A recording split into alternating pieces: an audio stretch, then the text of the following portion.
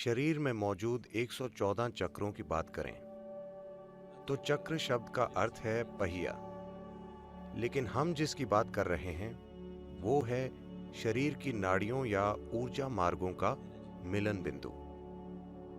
ये मार्ग हमेशा त्रिकोण के आकार में मिलते हैं। पहिए का मतलब है गोल। निश्चित रूप से त्रिकोण आकार वाले पहिए ज्यादा जैज़ी दिखेंगे, है ना? क्या वो अच्छे दिखेंगे?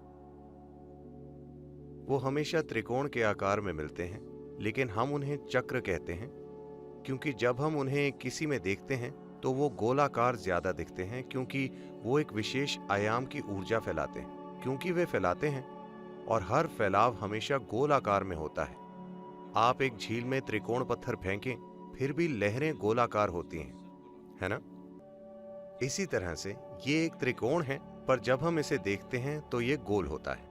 और एक और चीज है कि ये एक आयाम से दूसरे तक गति दर्शाता है। हम कहते हैं कि ये एक चक्र है क्योंकि ये आपको उस पार ले जाता है। तो प्रणाली में 114 चक्र हैं। मुख्य चक्र, और भी चक्र हैं। मुख्य चक्र जिन पर काम किया जा सकता है वो 114 हैं।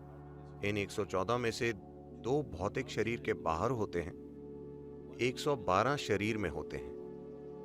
इन 112 में से 4 के बारे में ज्यादा कुछ नहीं करना होता। यानी अगर आप बाकी के चक्रों पर काम करें तो ये अपने आप जागरूक हो जाएंगे। इन पर काम करने के लिए प्रणाली की जरूरत नहीं है। तो 108 वो चीजें जिन पर असल में काम किया जा सकता है। तो ध्यान के 114 सिस्टम हैं। आदि योगी ने 112 अलग अलग तरीके सिखाए आत्मज्ञान पाने के। तो ये 108 वो चीजें हैं जिसके साथ आप काम कर सकते हैं। बाकी के 4 बस खिल उठते हैं, वो बोनस हैं। अगर आप 108 के साथ अच्छे से काम करते हैं तो बाकी के 4 खुद हो जाएंगे। ये इनाम की तरह हैं। बाकी के 2 वैसे भी हो जाएंगे। अगर ये 112 हो जाएंगे तो बाकी के 2 खुद ही खिल जाएंगे। ये शरीर के भौतिक ढांचे के भीतर नहीं है। तो ये 108 वो संख्या है जिसने इस प्रणाली में इसीलिए अभिव्यक्ति पाई है क्योंकि 108 एक महत्वपूर्ण प्रक्रिया है या एक महत्वपूर्ण संख्या है सौर मंडल की रचना में। सूर्य और धरती के बीच की दूरी सूर्य के व्यास की 108 गुना है। चांद और धरती के बीच की दूरी चांद के व्यास की 108 गुना है। The distance between the moon and the planet and the distance between the sun and the planet is 108 times over. Like this. कई रूपों में आप देखेंगे कि 108 अनुपात है सौर मंडल की रचना में। यही वजह है, वरना शायद हमारे अंदर 160 होते। मान लीजिए अगर हम मंगल पर पैदा हुए होते, शायद हमारे अंदर 160 होते, या जो भी। आपको पुरुषों को जांचना चाहिए।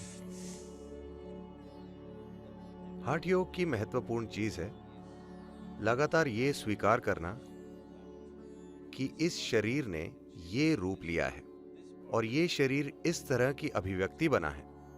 इसका मुख्य कारण है कि कुम्हार की चाक इस तरह है क्योंकि सौर मंडल ऐसा है, इसीलिए ये अभिव्यक्ति है। तो आदि योगी ने बहुत स्पष्ट कहा है कि अगर इंसानी शरीर को और विकसित होना है तो कुछ बड़े या प्रचंड बदलाव होने होंगे सौर मंडल की बनावट में। सिर्फ तब इंसानी शरीर का ढांचा बदलेगा क्योंकि ये पूरा विकसित हो गया है भौतिक ढांचे के स्तर पर।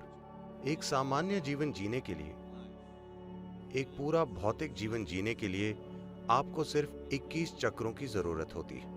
आपके शरीर के 21 चक्र अच्छे से काम कर रहे हों तो कोई नहीं सोचेगा कि आप में कोई कमी है। आप एक पूरे इंसान होंगे। बाकी की चीजें किस बारे में हैं? बाकी की चीजें अगर खुल जाएं तो ये बोध के कई स्तर खोल देती है।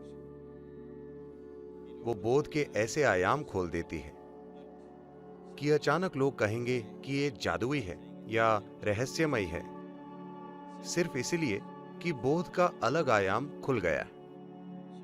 तो सिर्फ 21 की जरूरत है। एक पूरा जीवन जीने के लिए। बाकी सिर्फ बोध के ऊंचे आयामों के बारे में है कि आप बस इंसान नहीं हैं। दूसरे लोगों की समझ में आप बिल्कुल इंसान हैं। ये इंसानी सिस्टम है। इंसान अपनी पूरी क्षमता में तब तक नहीं खिलेगा जब तक कि आप उसके लिए सही वातावरण नहीं बनाएं, भीतरी और बाहरी, पर सौभाग्य से मुख्य रूप से भीतरी। अगर आप में 63 चक्र सक्रिय हैं तो हम कहते हैं कि आप एक संत हैं। आप बनने लगे हैं, शुरुआती संत हैं। अगर आप में 84 सक्रिय हैं तो आपने कई सीमाएं पार कर ली हैं जो आमतौर पर लोग सोचते हैं कि अति मानवीय हैं। अगर आप 108 तक पहुंच जाएं, इसका मतलब है कि आप पूरे वहां तक पहुंच गए। 114 या पूरे सक्रिय होने का मतलब है आप और वो एक हो गए हैं, कोई फर्क नहीं है। My